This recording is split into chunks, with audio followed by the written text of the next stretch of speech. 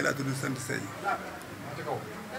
maa nekk fii si diggante centre commercial bu Colobane ak samay mbokki commerçant mu am nag loo xam ne daf ñoo naqari lool ñu yàgg koo xeex mu di ne dafa am benn doomu aadama boo xamante bi nii ne dañ koo dàqi fële ni centre commercial bu Petersen foofu la nekkoon di fa liggéey yor ak kilibam mu dem ba mujj Aliou Ndoye génn leen ci route boobu nga xamante ni fa lañ doon liggéeyee bañ leen fa jëlee amuñu fenn fuñ jëm ñu dëkk fii Colobane ñu accueillir leen fi dugal leen ci centre commercial bi ñu nekk fi di fi jaay ñun ñi nga xamante ni ay commerçant lañu di jaay ay yére ki nga xamante ni mooy seen jëwriñ ñoom ñëpp di fa benn famille boobu day dem Siin comme ñun waaye ñun bu ñu demee ba Siin bagage yu baax la ñuy jënd ndax dañu dem ci société bi dem ci usines yi jënd suñuy bagage moom day topp usines yi di jënd ay lot di jënd ay stock bagage bi mën naa dem ñaari at yoo xam ne stock la fay doon wala 1 an wala 2 ans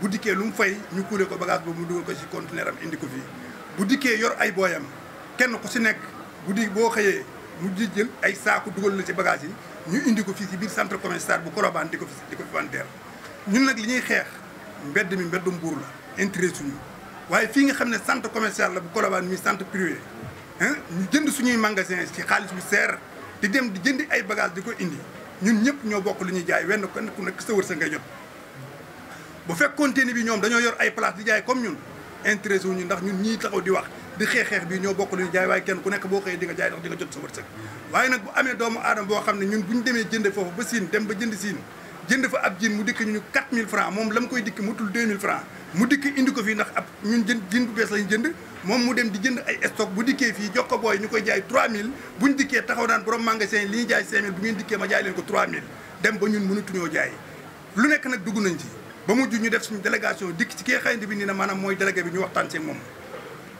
biñ ci waxtaanee moom mu ne ñu maanaam dëkk bi dëkk yoon la lañ leen ko jaar ci procédure ñu toog def suñu réunion bi ñu réunion ba pare mu def rapport am lépp woo waa maire bi jël leen ko jébbal leen ko ñu dem toog ak maire bi waxtaan ak moom ñu xam ne maire bi élément yi mu yor tuuti na si maanaam ñëw di garder marché bi 5 heures ba 6 heures ndax ñi nga xamante ni ñooy élément maire bi dañoo am heure yu ñuy xëy am heure yu ñuy wàcc à plus tard 8 heures wala 9 heures la ñuy xëy si te boo yooyu 5 heures dañuy xëy dugg si biir marché bi avant 8 heures rek lu ci bari jaay nañ ko ñu waxtaan ak maire bi ne ko ñun sax d'accord nañ ci fay nga wutal ñu ay élément ñu leen di fay par weer pour mu taxaw foofu di ñu garder parking bi ndax parking bi suñu moomeel la ndax centre commercial bi moo ko moom ñu wàññi ko bëggoon ko def li nga xam ne mooy parking lu moto ñoom ñu jël ko accueillir ko contre ñun di dem di jëndi ay bagages yoo xamante bi nee na ay stock la ñëw ko buñ dikkee lu ñu jaay 5000 ñoom ñu di ko jaay 3000 ba ñun mënatuñoo jaay dara ba ñu dikkee dem nañ seen maire yi ba d'accord ak moom ci loolu ñu dem ba mujj ay nit jóg ànd ak booy yooyu di leen ngemb di jëflanteeg booy xeex bi dem ba mujj booy dellu ci waat di ko fa teg jàkkaarloo ak ñun ñuy procédure bu nekk jaar nañ fa dem nañ ba mujj li nga xam ne mooy taxi bi ñu am diggante ak maire bi ñu ne dañ koy téye dootuñu fay taxi li fii lii kiiwul ndax ñun dañuy fay suñuy patente di fay suñuy abonnement di fay suñu lépp nit jóge fële sa àll ba dikk teg ay bagages am naan lu borom magasin yi di jaay nangam dinaa ko jaay 3000 nit ñëpp dañuy dem ba mënatuñoo gis kenn mu am ay doomu aadama yoo xamante bi nii ne dañoo dem gisante ak ay nit ci ay surveillant ay nit xaw ma lu ñu lëkkaloo ak ñoom bañ bàyyi leen fa may leen battement ba korte gi jàll keroog ba ñu korte gi ñun ñi nii la ñu rombee ñun commerçant yëpp korte gi dañu rombe nii ndax ñoom nii la ñuy war a seen i moto di gàddu seen i bagage dañu romb dem ba mujj dañuy ñaawal si ki ñun mënuñoo jaay bañ demee nag ba sës la ñu def mooy lan dootuñu fay teggi suñ tànk ci fay ba ñu mbir mii ñu réglé ko procédure yi ñu war a jaar yëpp nag jaar nañ ci te mën nañ koo jëflanteeg ñun ndax bu ñu fekkee benn famille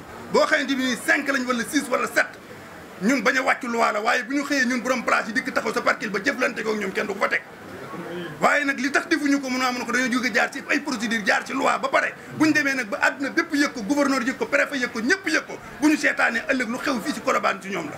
Pape Momar Ndiaye, je suis le premier vice-président du comité de gestion du centre commercial Cheikh Ahmadou Bamba de Colobane.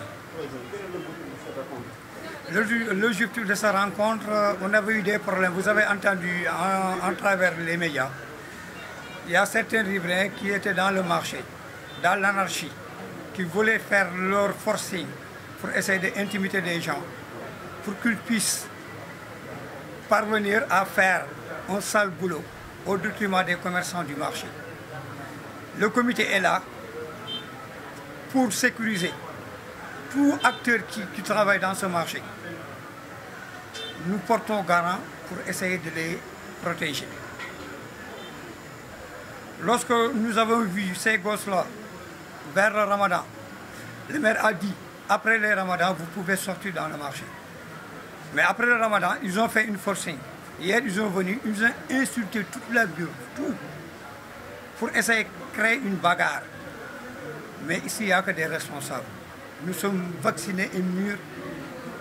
Parce que si on avait une équipe qui gère ce marché, ce n'est pas pour rien, on gère la comité de gestion. Le délégué général est là. Les commerçants, ils ne pouvaient pas aller en Chine, comme des gosses. Eux, ils achètent les deuxième main vers les shopping. S'ils viennent au niveau de leur parking, si tu vas par exemple dans ton magasin, le commerçant qui a acheté son magasin à 20 millions, 30 millions, qui a des emplois à payer, journalièrement ou bien mensuellement, quelqu'un qui vient, qui amène ses chariots tous les matins à partir de 7 heures, qui installe ses bagages au niveau du parking, non seulement il crée des embouteillages vers les grandes artères. À chaque fois dans les médias, vous entendez, tous les journalistes ils disent, même les chroniqueurs, si tu es à Colobane, on peut te même acheter. Or qu'à Colobane, il n'y a que des responsables. Il n'y a que des jeunes responsables et des femmes responsables, travailleuses. Parce que toute la sous-région, y compris Mali, Guinée, Guinée-Bissau, jusqu'à Côte d'Ivoire, chaque événement, ils viennent, ils amènent des millions pour faire des commandes des tenues traditionnelles, pour exporter ça dans leur pays. Donc nous avons un marché qui est plus grand au niveau de IMOA actuellement. On ne peut pas accepter des gosses qui viennent, qui n'ont pas un magasin au niveau de ce marché, pour nous imposer leur loi. Ça ne passera pas. Le comité est là. Le comité est garant des commerçants. Ça ne passera pas. Ils ont allé vers le commissariat. Nous avons déposé une plainte hier. Nous avons reçu cette mention. Bon, il paraît qu'ils ont allé à la commissariat. Mais tout ce que nous faisons, nous, ça ne nous intéresse pas. L'essentiel, ce parking-là, c'est appartient à les riverains du marché. Cette parking-là, ce n'est pas pour des marchands, c'est pour des motos et des motocyclistes. Pour les gens qui travaillent dans le marché, ou bien les tchèques qui viennent, qui font les colis, ou bien déposer les colis, pour avoir une sécurité. Donc c'est ça le problème. Nous avons entendu, il y avait un président sortant, parce que c'est une comité de gestion. Il y avait un président qui s'appelle Souleymane Dione et Djiby Thiam. Souleymane, c'était le président du comité de gestion. Moi, j'étais le premier vice-président jusqu'à présent. Djiby Thiam, c'était le trésorier. Ils ont fait un détournement au profit du comité. C'est ça qui a amené ce problème-là. Le comité a fait une réunion, une assemblée générale, devant un huissier, avec les membres des mairies. Nous avons fait une pétition, une PV. Le maire, à sa clémence, il ne voulait pas chercher ces gens-là. Le maire, il a joué un rôle pour essayer d'apaiser cette marché. Donc nous remercions au passage le maire, parce qu'il nous a beaucoup soutenus sur la droiture, pas sur la favoritisme, mais sur la droiture. Parce que nous gérons l'argent du contribuable. Nous n'avons aucun sentiment sur ça. Donc ces livreurs-là, ils veulent nous emmerder, ils veulent nous intimider. Essayez de politiser ces trucs-là, or que ça ne passera pas. Parce que ce matin, ils ont appelé la presse, ils ont dit que eux, c'est des membres de PASTEF. Ce n'est pas vrai. C'est des manipulations. Pour plus les autorités entendent ça, ils disent à Colobane, non, la comité de gestion sont à l'autre partie. Non, ça c'est archivement faux.